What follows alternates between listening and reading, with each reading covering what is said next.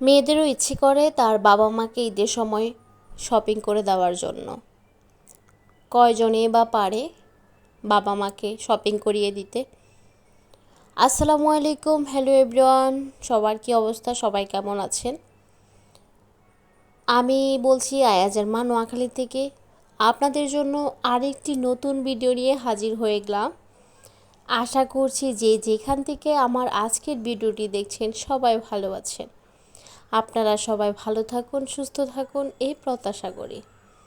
তো প্রতিদিনের মতো আজকেও আমি ছাদে চলে আসলাম বেশ কিছু জামা কাপড় নিয়ে। তো এগুলা রোদে দিচ্ছি। আসলে ছাদে এত বেশি রোদ পড়তেছে, আমার তো ভীষণ গরম লাগতেছে। তো গরম লাগলেও কী হবে, দিতে হবে, যেহেতু বাসায় কাপড় চোপড় দেওয়ার ওই স্পেস এত বেশি নেই। তো সেই জন্য আয়াজ বাবাকেও বাসায় থেকে আসার সময় নিয়ে আসি। একা আসি না, কারণ আয়াজ বাবা বাসায় রেখে আসলে আবার কি না কি দুষ্টামি করে। সে তো সারাদিনই দুষ্টামি করে, তার তো দুষ্টামির আসলে শেষ নাই। তো এই জন্য যেদিকে যাই আয়াজ বাবাকে সাথে নিয়ে যাওয়ার চেষ্টা করি। এবার আমি আস্তে আস্তে সবগুলো জামা কাপড় দেওয়া শেষ, সবগুলো জামা কাপড়ে ক্লিপ লাগিয়ে দিচ্ছি। ক্লিপ লাগানো শেষ হলে এবার চলে যাব একটু, যেহেতু এখানে বসার ভালো একটা ব্যবস্থা করা হয়েছে ছাদের উপরে। সো আমি যখনই জামা কাপড় দিতে আসি এখানে একটু বসি, তারপরে নিচে যাই।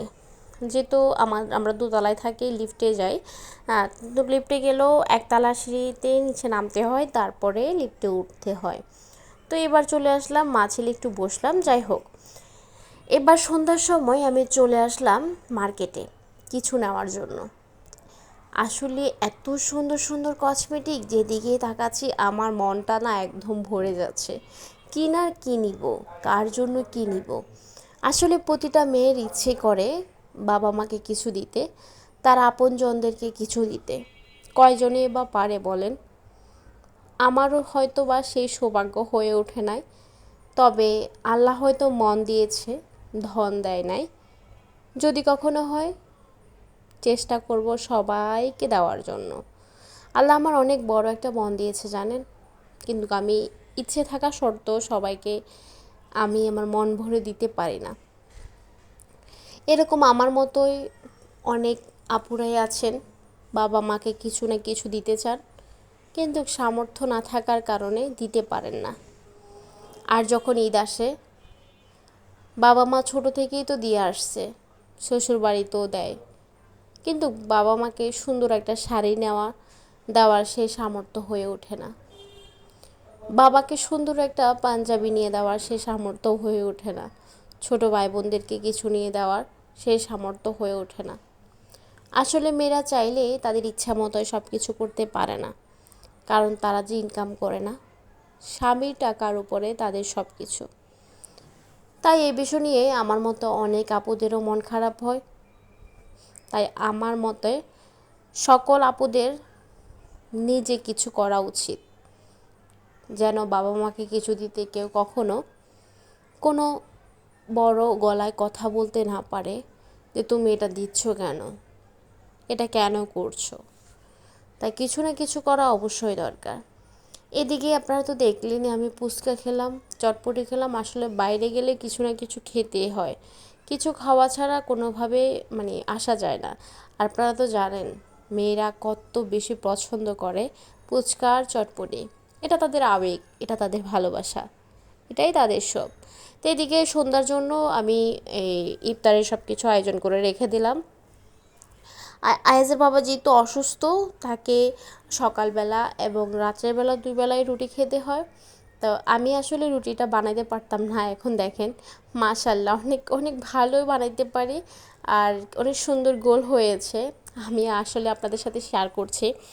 রুটি বানানোর সেই অভিজ্ঞতা আমার এত বেশি নেই আগে থেকেই, আমি এত বেশি আগে থেকে বানাইতে পারতাম না। তবে আমি আমার জায়গা থেকে সবসময় চেষ্টা করতাম কিছু না কিছু বানানোর জন্য। এবার রান্নাবান্না এক হাতে সব কিছু কমপ্লিট করা, বাচ্চা সামলিয়ে, আসলে এটা অনেক বেশি কষ্টকর। আমার আপুদের জন্য অনেক বেশি কষ্টকর, যাদের ছোট বাচ্চা আছে আমার মতোই। তো এটা আমার জন্য অনেক কষ্টকর, কিন্তু আমি এই যেই সবজিগুলা রান্না করতে অনেক বেশি ঝামেলা, সেগুলো আমি কী করি রাত্রেবেলায় কুটে বেছে সুন্দর করে রেখে দিই ফ্রিজে।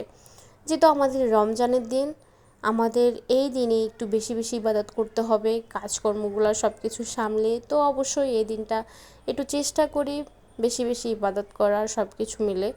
তো আপনারাও আশা করি আমার মতোই সেম কাজটাই করেন। আসলে চেষ্টা করি প্রতিদিন আপনাদের সাথে নতুন নতুন ভিডিও শেয়ার করার, কিন্তু হয়তো ওই নতুন নতুন ভিডিও শেয়ার করার সুযোগ হয়ে ওঠে না। তবে আমি আমার জায়গা থেকে সবসময় চেষ্টা করি এবং যেন সবসময় আপনাদের সাথে নতুন নতুন ভিডিও প্রতিদিন দিতে পারি। আপনারা পাশে থাকবেন, ভালোবাসা দিয়ে যাবেন। আসলে আপনাদের একটা লাইক, একটা কমেন্ট আমার অনেক বেশি অনুপ্রেরণা। যখন এত কষ্ট করে একটা ভিডিও দিই, সেই ভিডিওতে ভিউ হয় না, কমেন্ট আসে না, তখন আসলে মনটা অনেক বেশি খারাপ লাগে। মানে এত কষ্ট করে দিলাম, সেখানে কোনো রেসপন্স নাই। তাই একটা যদি ভালো লাগে একটা কমেন্ট করে যাবেন, একটা লাইক দিয়ে যাবেন। আপনাদের জন্য ভালোবাসা রইলো এবং আমার জন্য আপনারা অবশ্যই দোয়া করবেন, ভালোবাসবেন, পাশে থাকবেন। আজকের ভিডিওটা এখানেই শেষ করছি। আল্লাহ হাফেজ।